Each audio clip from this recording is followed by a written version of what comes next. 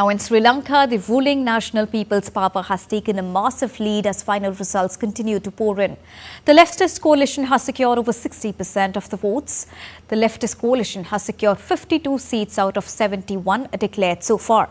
The NPP has increased its vote share to 61% compared to the September presidential election, where it had secured 42% of the votes.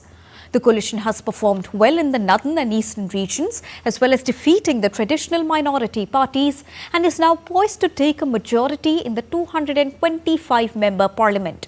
The votes secured by opposition party Samagi Jana Balavegaya of Sajith Premadasa and New Democratic Front, backed by former President Ranil Wickremesinghe, have been reduced to 19% and 5% respectively.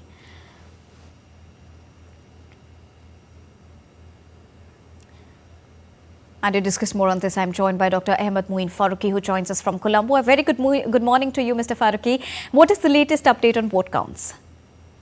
Deepika, very good morning to all of our viewers across the world. The vote counting is currently on at all the 22 electoral districts and their counting centers respectively. To begin with, yes, a major chunk of voting has already been completed. As of now, over 8 million votes have already been counted in about 12 million that were registered. So hopefully we should be able to get the complete picture by midday. And going by the current numbers, it looks like the NPP is poised towards a very good victory, a healthy landslide.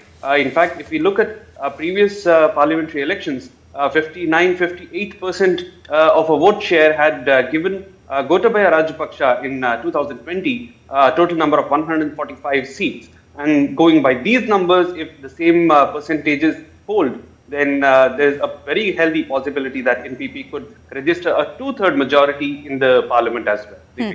Now, what are the promises Disha Nayake's National People's Power bring on the table for the people of Sri Lanka, and also take us through the challenges that the new president will be facing with a fresh term?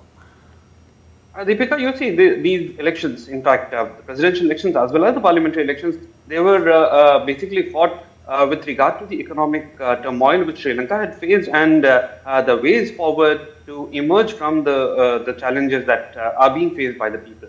That said, President Anurukumara Dissanayaka had promised several reform measures. In fact, he had talked about revamping the entire government setup. He had talked about a complete radical change in how the government will go about its business. In addition to that, he had talked about developing the local industry and improving the healthcare, improving education sector, improving sectors which are intrinsically core for Sri Lanka. And this is something which brings about a different kind of nationalism as compared to what has been traditionally seen in Sri Lankan politics.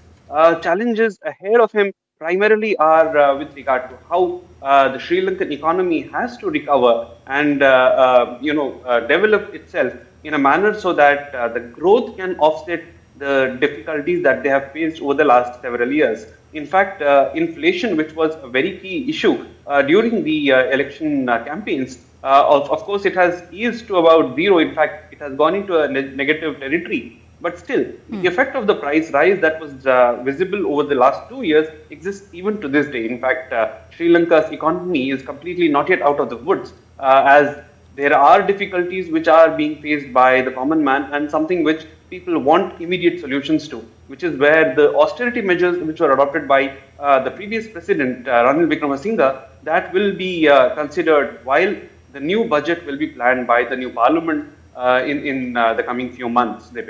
All right. Thank you so much, Dr. Ahmed Moeen Faruqi, for joining us and bringing us the latest on the Sri Lanka vote counting and the results which are expected.